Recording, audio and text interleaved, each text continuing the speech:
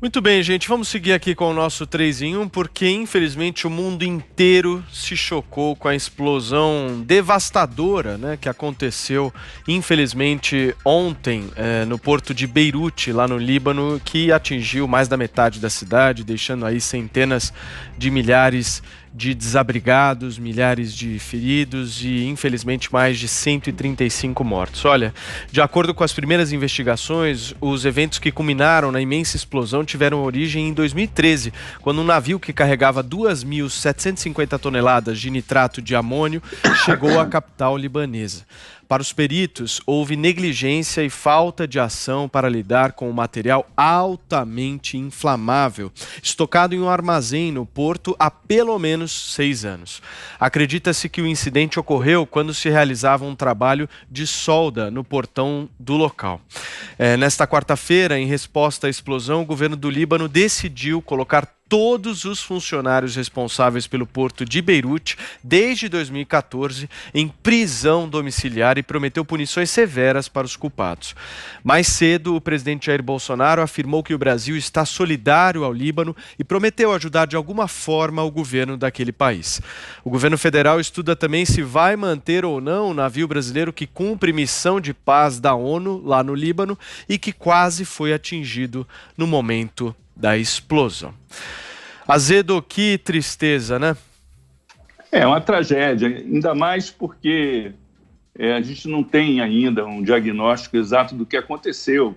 Por que estavam estocando material tão explosivo dessa forma lá no porto? É uma coisa estranha. E a gente sabendo do que acontece no Líbano, né, organizações guerrilheiras que atuam no Líbano, aquele conflito permanente e que toda hora eclode de tempos em tempos com... Toda hora não, de tempos em tempos com Israel, quer dizer, é muito estranho aquilo ali, tem que se fazer uma investigação rigorosa. O Líbano já está numa crise, numa recessão econômica duríssima, e agora com essa tragédia, isso vai agravar muito a situação do país, né? E é lamentável, porque a maior população libanesa do mundo está aqui no Brasil.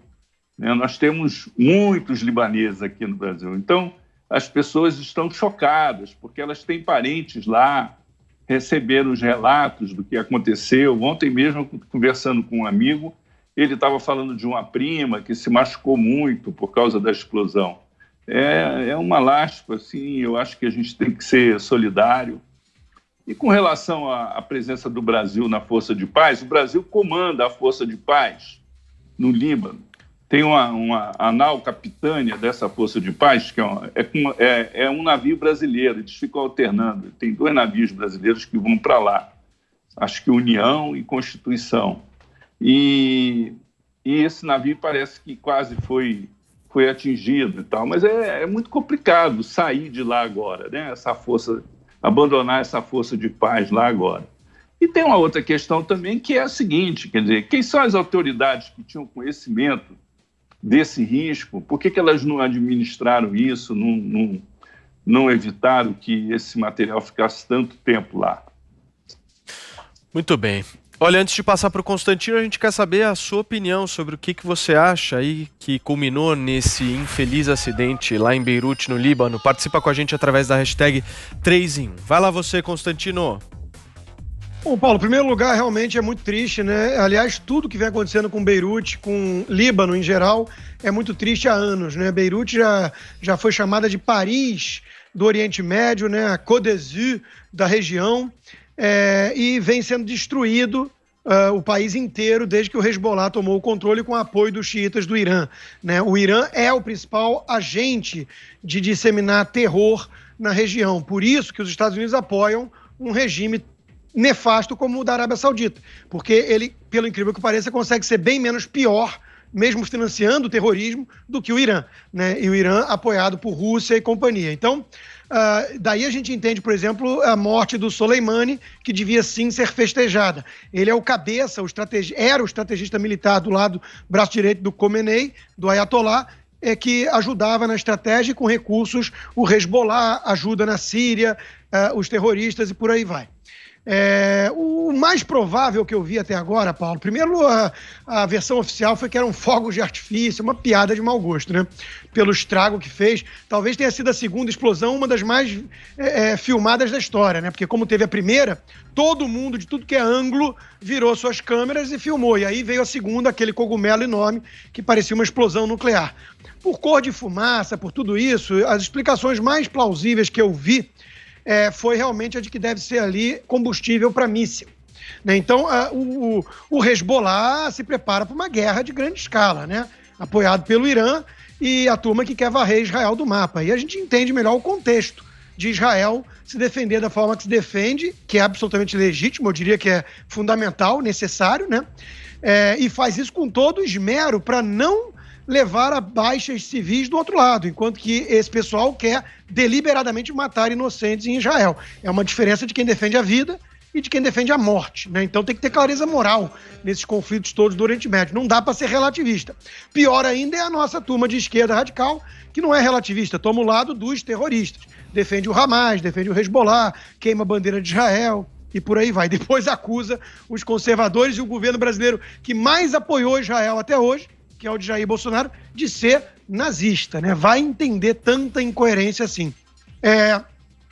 Outra coisa que chamou atenção nesse troço todo, né, que você disse que chocou o mundo inteiro e tudo, de fato chocou, mas a gente não pode deixar de pontuar aqui no programa que teve uma certa turma aí, né, de jornalista, de mídia, que ficou meio nervosa de ver que a atenção toda desviou-se para o Líbano e queria, de alguma maneira, voltá-la para a pandemia. Né? Então eu vi mais de um jornalista, pelo menos, falando isso. Gente, calma, morrem 1.000 pessoas por dia na pandemia, isso é notícia, esquece lá um pouquinho, né? Chocou, mas deixa pra lá. O Líbano não tem que ser a manchete. Que coisa abjeta, né? Que coisa que mostra aí realmente o quão oco, do ponto de vista moral, certos indivíduos se transformam pelo desejo patológico de perseguir um governante. Primeiro que a pandemia, de novo, já foi introjetada, infelizmente é parte do cotidiano. Assim como doenças respiratórias matam centenas de milhares o ano inteiro. Então é uma aula básica de jornalismo. Talvez os jornalistas pudessem dar essa aula para tal jornalista, né? Eu não sou jornalista. Mas aquilo que é manchete é aquilo que choca, né? Aquilo que já está no cotidiano é coberto até por setorialista, né? A menos que venha alguma novidade disso. Se continua na mesma, isso não é capa de jornal, isso não é notícia, a menos que a pessoa queira politizar a pandemia, né? E, por fim, também não posso deixar de pontuar aqui a nota de bom gosto, finalmente, assinada pelo próprio presidente Bolsonaro, né? Foi uma nota de empatia, de solidariedade, no tom correto da diplomacia. Queria eu que o presidente adotasse sempre essa mesma postura. Você, Thaís Oyama. Só fazer um breve parênteses, porque eu fico espantada como o Constantino consegue, mesmo diante de uma tragédia tão longe no Líbano, ele consegue encaixar aí uma crítica à imprensa e uma crítica a quem critica o governo Bolsonaro. É realmente um fenômeno, Constantino. Mas voltando ao assunto... Não é minha vez, Constantino? Não é, porque você falou de mim, você fala tanto de mim, Thaís, que eu preciso, você comenta mais eu do que a pauta. Então depois eu peço a palavra. Você me impressiona, de fato. Você me impressiona muito também, mas eu não fico falando de você, essa é a diferença. Pode falar no livro, Constantino. Não, mas deixa eu não ligo também, por isso que eu não falo. Essa fragata brasileira, como o Azedo falou, o Brasil, ele comanda essa força de paz na ONU, mas essa fragata brasileira, que se chama Independência, ela já ia retornar para o Brasil no final do ano. Já estava combinado isso, já estava acertado e os motivos apontados eram, entre outras coisas, falta de dinheiro e essa aproximação do governo Bolsonaro com Israel, que teria acelerado essa retirada de cena da missão de paz. Mas, de qualquer maneira, já ia ser uma decisão difícil, porque também, como a Azedo lembrou, o Brasil tem a maior comunidade libanesa, né, do mundo. Então, essa missão de paz para o Brasil tinha um significado extra e um significado importante. Só que agora, com essa tragédia, tudo muda e muda para pior. O Líbano já estava mergulhado numa crise econômica profunda, né, com o desemprego batendo em 25% e uma inflação recorde. Para ter uma ideia dessa inflação, alguém que ganhasse 1 milhão de libras libanesas no ano passado tinha o equivalente a $700 no bolso. Hoje, alguém que ganha esse mesmo milhão de libras libanesas não tem mais do que $200 no bolso. É uma inflação muito grande. E agora vem essa explosão e tudo indica que a causa da explosão foi esse depósito que estocava quase 3 mil toneladas de nitrato de amônio, que já causou uma porção de acidentes no mundo. Então, lembrando de dois aqui. Um em 1947, um navio no porto do Texas, dos Estados Unidos, estava carregado com esse produto, nitrato de amônio, explodiu e matou 581 pessoas. Aí, o atentado de Oklahoma, o famoso atentado de Oklahoma, em 1995, também usou bombas com nitrato de amônio. Então, esse aí matou 168 pessoas. Então, o nitrato de amônio realmente é uma coisa que não deveria estar estocada do jeito que estava, e agora resta determinar de quem é a culpa por causa disso, né? Isso não vai trazer os mortos de volta, mas pelo menos pode ajudar a evitar que novas tragédias aconteçam. Constantino pedindo a palavra. Não, agora eu pedi a palavra, já que eu sou tão citado, eu quero só responder aqui. Eu entendo até que a Thaís possa ter ficado incomodada, porque foi convidada já para a bancada da tal jornalista e tudo mais, né?